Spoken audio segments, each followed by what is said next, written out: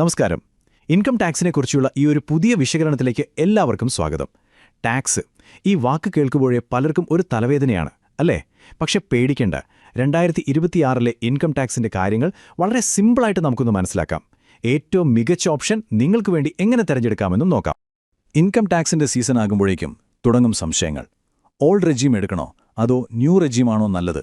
ഈ slab, deduction, ഇതൊക്കെ എന്താണ് സംഭവം? ഇങ്ങനെ ഒരുപാട് ചോദ്യങ്ങൾ നിങ്ങളുടെ മനസ്സിലുണ്ടാകും, അല്ലേ? അത് സ്വാഭാവികമാണ്. പക്ഷെ വിഷമിക്കേണ്ട, നമുക്കിതെല്ലാം ഒന്നൊന്നായിട്ട് ക്ലിയർ ചെയ്യാം.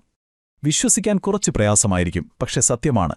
കറക്റ്റായിട്ടൊന്ന് പ്ലാൻ ചെയ്താൽ നിയമപരമായി തന്നെ ₹1 പോലും ഇൻകം ടാക്സ് അടയ്ക്കാതെ നിങ്ങൾക്ക് രക്ഷപ്പെടാൻ പറ്റും.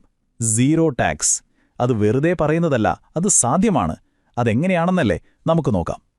അപ്പോൾ നമുക്ക് ഏറ്റവും ബേസിക് ആയിട്ടുള്ള കാര്യത്തിൽ നിന്ന് തന്നെ തുടങ്ങാം. എന്താണ് ഈ ഇൻകം ടാക്സ്? ഇതിനെപ്പറ്റി ഒരുപാട് വലിയ നിർവചനങ്ങൾക്കൊന്നും പോകേണ്ട. വളരെ സിമ്പിളായിട്ട് പറഞ്ഞാൽ, നമ്മൾ നെറ്റ്ഫ്ലിക്സിനോ ആമസോൺ പ്രൈമിനും കൊടുക്കുന്നൊരു സബ്സ്ക്രിപ്ഷൻ ഫീയില്ലേ, അതുപോലെ ചിന്തിച്ചാൽ മതി. നല്ല റോഡുകൾ, ആശുപത്രികൾ, നമ്മുടെയൊക്കെ സുരക്ഷ, ഇതിനെല്ലാം വേണ്ടി നമ്മൾ രാജ്യത്തിന് കൊടുക്കുന്ന ഒരുതരം മെമ്പർഷിപ്പ് ഫീ, അത്രയുള്ളൂ.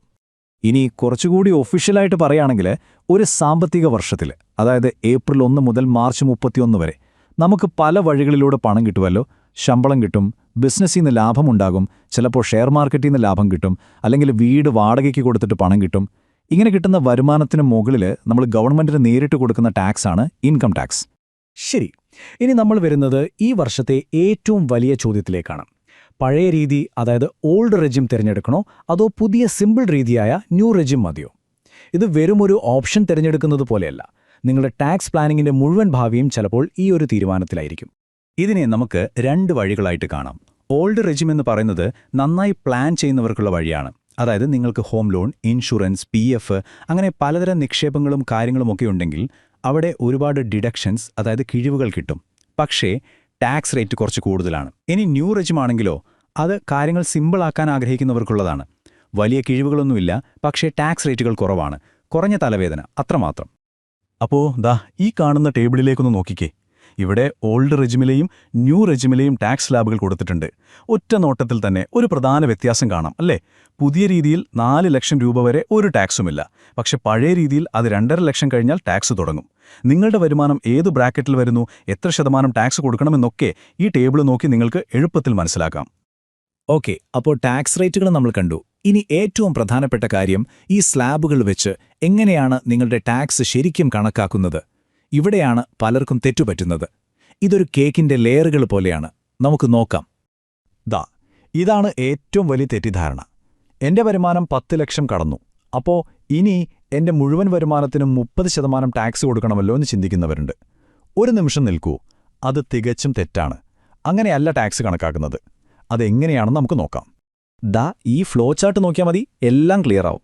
സ്റ്റെപ്പ് 1, നിങ്ങളുടെ എല്ലാ സോഴ്സിൽ നിന്നുമുള്ള വരുമാനം എടുത്തു കൂട്ടുക. സ്റ്റെപ്പ് 2, നിങ്ങൾക്ക് കിഴിവുകൾ വല്ലതുമുണ്ടെങ്കിൽ ഓൾഡ് റെജിമിലാണെങ്കിൽ അത് കുറയ്ക്കുക. അപ്പോൾ കിട്ടുന്നതാണ് ടാക്സബിൾ ഇൻകം. സ്റ്റെപ്പ് 3, ഈ ടാക്സബിൾ ഇൻകത്തിൻ്റെ സ്ലാബുകൾ അനുസരിച്ച് പല കഷ്ണങ്ങളാക്കി ഓരോന്നിനും അതിൻ്റെ റേറ്റ് വെച്ച് ടാക്സ് കാണുക. സ്റ്റെപ്പ് 4, ആ ടാക്സ് എല്ലാം കൂടി കൂട്ടുക. തീർന്നില്ല, ലാസ്റ്റ് സ്റ്റെപ്പ്, കിട്ടിയ ടാക്സിൻ്റെ കൂടെ ഒരു 4% ഹെൽത്ത് ആൻഡ് എഡ്യൂക്കേഷൻ സെസ് കൂടി ചേർക്കണം. അതാണ് നിങ്ങൾ അടയ്ക്കേണ്ട ഫൈനൽ എമൗണ്ട്. സിമ്പിൾ. ശരി, ഒരു ഉദാഹരണം വെച്ച് പറഞ്ഞാൽ ഇത് പെട്ടെന്ന് മനസ്സിലാവും.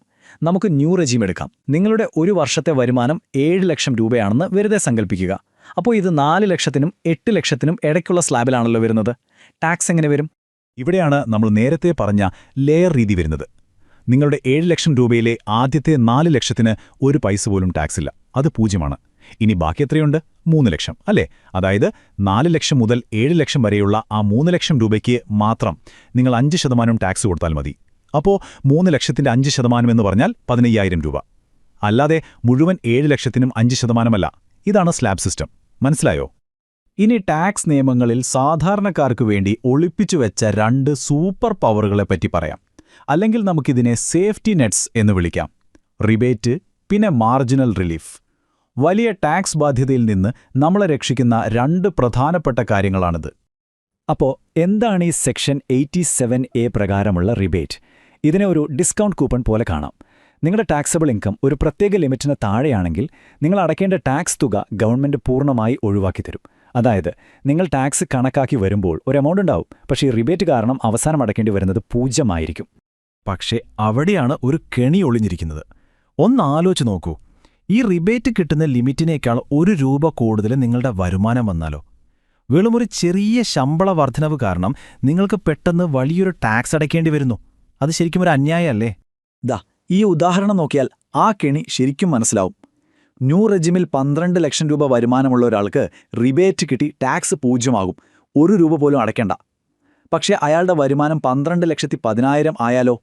അധികമായി കിട്ടിയത് വെറും 10,000 രൂപയാണ്.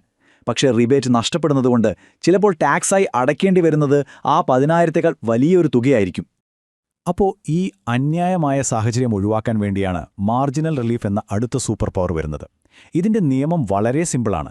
നിങ്ങളുടെ വരുമാനത്തിൽ എത്ര രൂപയാണോ അധികമായി വന്നത്, അതിൽ കൂടുതലൊരു തുക നികുതിയായി നിങ്ങളുടെ കയ്യിൽ നിന്ന് പോകില്ല എന്നീ റൂൾ ഉറപ്പുവരുത്തും. അതായത് 10,000 രൂപ ശമ്പളം കൂടിയാൽ നിങ്ങളുടെ ടാക്സ് ഒരിക്കലും 10,000 രൂപയിൽ കൂടുതൽ കൂടില്ല. ഇതൊരു വലിയ ആശ്വാസമാണ്, അല്ലേ? ശരി, ഇപ്പം നമ്മൾ കുറേ തിയറി പറഞ്ഞു. ഇനി ഇത് പ്രായോഗികമായി എങ്ങനെയാണ് വർക്ക് ചെയ്യുന്നതെന്ന് 2 റിയൽ ലൈഫ് ഉദാഹരണങ്ങൾ വെച്ച് നോക്കാം. അപ്പോൾ കാര്യങ്ങൾ കുറച്ചുകൂടി വ്യക്തമാകും. ആദ്യം നമുക്കൊരു ശമ്പളക്കാരൻ്റെ ഉദാഹരണം എടുക്കാം. വരുമാനം 12,75,000 രൂപ. ഇദ്ദേഹം ന്യൂ റെജിമാണ് തെരഞ്ഞെടുത്തത് എന്ന് കരുതുക. അപ്പോൾ ശമ്പളക്കാർക്ക് വേണ്ടി മാത്രമുള്ളൊരു പ്രത്യേക ഇളവുണ്ട്, സ്റ്റാൻഡേർഡ് ഡിഡക്ഷൻ. അതായത് വരുമാനത്തിൽ നിന്ന് നേരെ 75,000 രൂപ കുറയ്ക്കാം. അപ്പോൾ ടാക്സ് കണക്കാക്കേണ്ട വരുമാനം 12 ലക്ഷമായി കുറഞ്ഞു. ഈ 12 ലക്ഷത്തിന് ടാക്സ് കണക്കാക്കുമ്പോൾ ഏകദേശം 60,000 രൂപ വരും. പക്ഷേ ഇവിടെയാണ് നമ്മുടെ റിബേറ്റ് വരുന്നത്. ആ റിബേറ്റ് കിട്ടുന്നതുകൊണ്ട് അവസാനം അടയ്ക്കേണ്ട ടാക്സ് എത്രയാണ്? 0. ഇനി ബിസിനസ് ചെയ്യുന്ന ഒരാളുടെ കാര്യം നോക്കാം. വരുമാനം 12 ലക്ഷം രൂപ. ഇവിടെ ശ്രദ്ധിക്കേണ്ട ഒരു കാര്യമുണ്ട്. ബിസിനസ്സുകാർക്ക് ആ സ്റ്റാൻഡേർഡ് ഡിഡക്ഷൻ കിട്ടില്ല. അത് ശമ്പളക്കാർക്ക് മാത്രമാണ്. അതുകൊണ്ട് ടാക്സബിൾ ഇൻകം 12 ലക്ഷം തന്നെയാണ്. ടാക്സ് കണക്കാക്കുമ്പോൾ 60,000 രൂപ വരും. പക്ഷേ ഇവിടെയും ആ മാന്ത്രിക റിബേറ്റ് രക്ഷയ്ക്കെത്തും. Final tax 0. അപ്പോൾ ഈ ഉദാഹരണങ്ങളൊക്കെ കണ്ടപ്പോൾ നിങ്ങൾക്ക് ഏകദേശം ഒരു ഐഡിയ കിട്ടിയിട്ടുണ്ടാകും. ഇനി ഏറ്റവും പ്രധാനപ്പെട്ട ഭാഗം, നിങ്ങൾക്ക് ഏതാണ് ഏറ്റവും നല്ലത് എന്ന് എങ്ങനെ തീരുമാനിക്കാം? ഇത് നിങ്ങളുടെ പേഴ്സണൽ ആക്ഷൻ പ്ലാനാണ്. നിങ്ങളുടെ ടാക്സ് കുറയ്ക്കാനുള്ള ഏറ്റവും പവർഫുള്ളായ ടൂൾസാണ് ഈ ഡിഡക്ഷനുകൾ. പക്ഷെ ഓർക്കുക, ഇത് ഓൾഡ് റെജിംകാർക്ക് മാത്രം കിട്ടുന്ന ഒരു പ്രിവിലേജാണ്. ATC പ്രകാരം 1.5 ലക്ഷം രൂപയുടെ നിക്ഷേപങ്ങൾ, അതായത് PF, LIC, tax saving mutual ഫണ്ടുകളൊക്കെ ഇതിൽ വരും. പിന്നെ നിങ്ങളുടെ മെഡിക്കൽ ഇൻഷുറൻസ്, വീട്ടുവാടക, ഹോം ലോണിന്റെ പലിശ, ഇതെല്ലാം നിങ്ങളുടെ വരുമാനത്തിൽ നിന്ന് കുറയ്ക്കാം. ഇത് നിങ്ങളുടെ ടാക്സ് നല്ല രീതിയിൽ കുറയ്ക്കാൻ സഹായിക്കും. പക്ഷെ ന്യൂ റെജിമിൽ ഈ ആനുകൂല്യങ്ങളൊന്നും തന്നെയില്ല. അപ്പോൾ ഏത് തിരഞ്ഞെടുക്കണം എന്ന കൺഫ്യൂഷൻ മാറ്റാൻ നിങ്ങൾ നിങ്ങളോട് തന്നെ ഈ 3 ചോദ്യങ്ങൾ ചോദിച്ചാൽ മതി. ചോദ്യം 1, നിങ്ങൾക്ക് ഹോം ലോൺ, 80C നിക്ഷേപങ്ങൾ, മെഡിക്കൽ ഇൻഷുറൻസ് ഇങ്ങനെയുള്ള വലിയ ഡിഡക്ഷനുകളുണ്ടോ? ഉത്തരം ഉണ്ട് എന്നാണെങ്കിൽ മിക്കവാറും നിങ്ങൾക്ക് ലാഭം ഓൾഡ് റെജിമായിരിക്കും. ചോദ്യം 2, ഈ കണക്കുകൂട്ടലും പ്ലാനിങ്ങും ഒന്നും വേണ്ട, എല്ലാം സിമ്പിളായിരുന്നാൽ മതി എന്നാണോ നിങ്ങളുടെ ആഗ്രഹം? എങ്കിൽ നേരെ ന്യൂ റെജിമിലേക്ക് പോകാം. ചോദ്യം 3, നിങ്ങളുടെ വരുമാനം ന്യൂ റെജിമിൽ ടാക്സ് 0 ആ ലിമിറ്റിന് അടുത്താണോ? എങ്കിൽ പിന്നെ വേറൊന്നും ആലോചിക്കേണ്ട, ന്യൂ റെജിം തന്നെയായിരിക്കും ബെസ്റ്റ്. ഈ ഉത്തരങ്ങൾ നിങ്ങളെ ശരിയായ വഴിക്ക് നയിക്കും. അപ്പോൾ ഇൻകം ടാക്സിന്റെ നിയമങ്ങളെക്കുറിച്ചും അതെങ്ങനെ പ്ലാൻ ചെയ്യാമെന്നതിനെക്കുറിച്ചും നിങ്ങൾക്കിപ്പോൾ ഒരു വ്യക്തമായ ധാരണ കിട്ടിക്കാണും. ഈ അറിവ് വെച്ച് ഈ സാമ്പത്തിക വർഷം നിങ്ങൾ എങ്ങനെയാണ് പ്ലാൻ ചെയ്യാൻ പോകുന്നത്? ഓർക്കുക, ഇത് നിങ്ങളുടെ പണമാണ്, നിങ്ങളുടെ തീരുമാനമാണ്. സ്മാർട്ടായി പ്ലാൻ ചെയ്യുക.